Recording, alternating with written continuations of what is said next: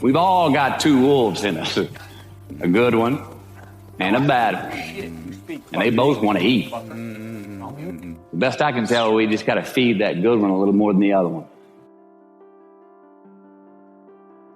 Happiness is an emotional response to an outcome.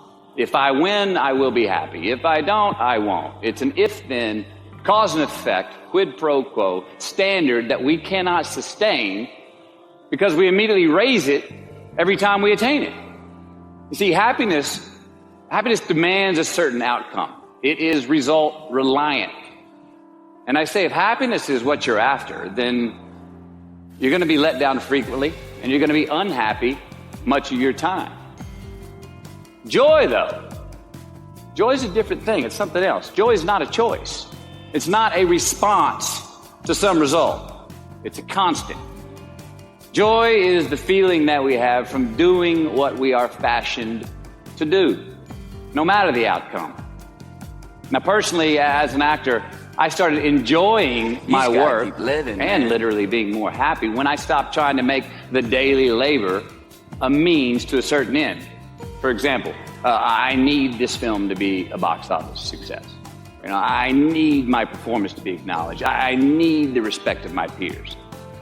All those are reasonable aspirations, but the truth is, as soon as the work, the daily making of the movie, the doing of the deed became the reward in itself for me, I got more box office, more accolades and respect than I ever had before.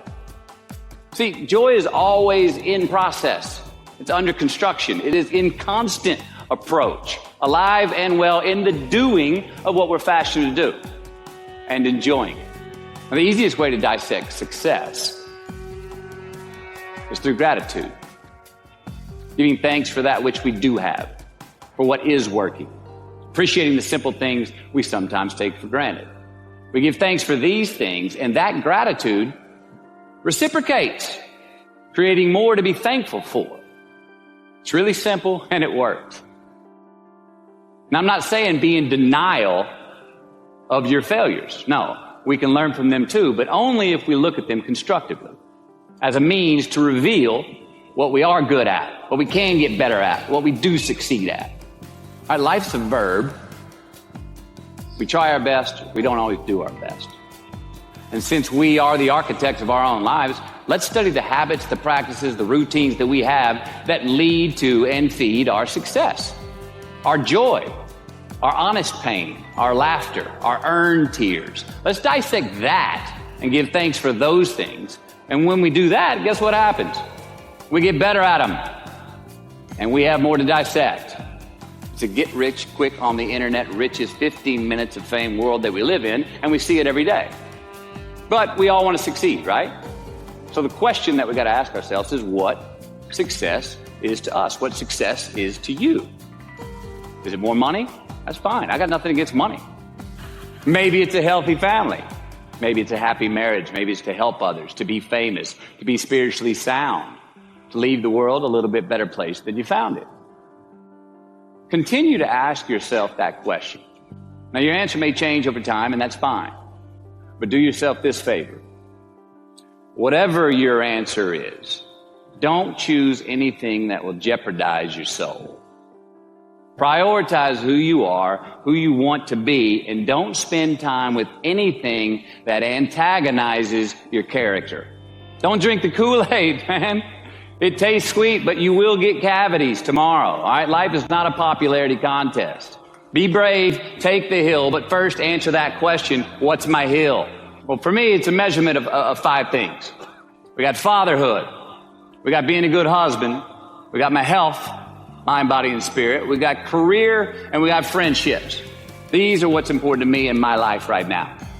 Because I want to keep all 5 in healthy shape.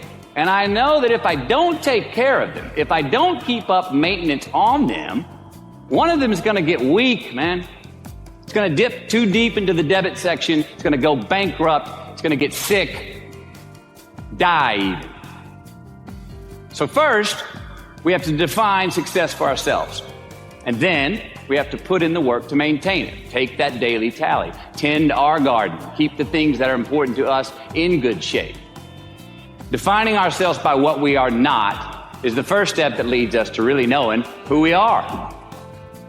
You know that group of friends that you hang out with that they really might not bring out the best in you? You know, they gossip too much, or they're kind of shady. They really aren't going to be there for you in a pinch. Or how about that bar that we keep going to that we always seem to have the worst hangover from? Or that computer screen, right? That computer screen that keeps giving us an excuse not to get out of the house and engage with the world and get some real human interaction. Or how about that food that we keep eating, the stuff that tastes so good going down, it makes us feel like crap the next week, when we feel lethargic and we keep putting on weight? Well, those people, those places, those things, stop giving them your time and energy. Just don't go there. I mean, put them down. And when you do this, when you do put them down, when you quit going there, and you quit giving them your time, you inadvertently find yourself spending more time and in more places that are healthy for you, that bring you more joy. Why? Because you just eliminated the who's, the where's, the what's, and the when's that were keeping you from your identity. Like, trust me, too many options, I promise you this, too many options will make a tyrant of us all. All right, so get rid of the excess, the wasted time. Decrease your options. And if you do this, you will have accidentally, almost innocently, put in front of you what is important to you by process of elimination. Knowing who we are is hard. It's hard. So give yourself a break. Eliminate who you are not first, and you're going to find yourself where you need to be. Make voluntary obligations. I'm talking about the ones that we make with ourselves, with our God, with our own consciousness. I'm talking about the you versus you obligations. We have to have them. Now, again, these are not societal laws and expectations that we acknowledge and endow for anyone other than ourselves. These are faith-based obligations that we make on our own. These are not the lowered insurance rates for a good driving record. You will not be fined or put in jail if you do not gratify these obligations I speak of. No one else governs these but you. They are your secrets with yourself, your own private counsel, personal protocols. And while nobody throws you a party when you abide by them, no one's going to arrest you when you break them either, except yourself. An honest man's pillow is his peace of mind. And when you lay down on that pillow at night, no matter who's in your bed, we all sleep alone. These are your personal Jiminy Crickets, and there are not enough cops in the entire world to police them. It's on you. It's on you. We do our best when our destinations are beyond the measurement, when our reach continually exceeds our grasp, and when we have immortal finish lines. And when we do this, the race is never over. The journey has no port. The adventure never ends because we are always on the way. So do this, and let somebody else come up and tap you on the shoulder and say, hey, you scored. Let them run up and tap you on the shoulder and say, man, you won. Let them come tell you, you can go home now. Let them say, I love you too.